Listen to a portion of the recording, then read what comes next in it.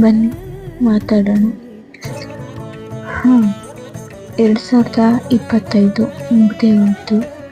ಇನ್ನೂ ಉಳಿದಿರೋದು ಕೆಲವೇ ದಿನಗಳಷ್ಟೇ. ಈ 2025 ಕೆಲವರನ್ನ ನನ್ನಿಂದ ಕಾಲ ಹಿಡಿದೇ ದೂರ ಮಾಡಿತು. ಎಷ್ಟೋ ನೋವುಗಳ ಮಧ್ಯೆ ನಾನಿದ್ದೀನಿ ಅಂತ ಕೆಲವರು ಜೊತೆಗೆ ನಿಂತರು.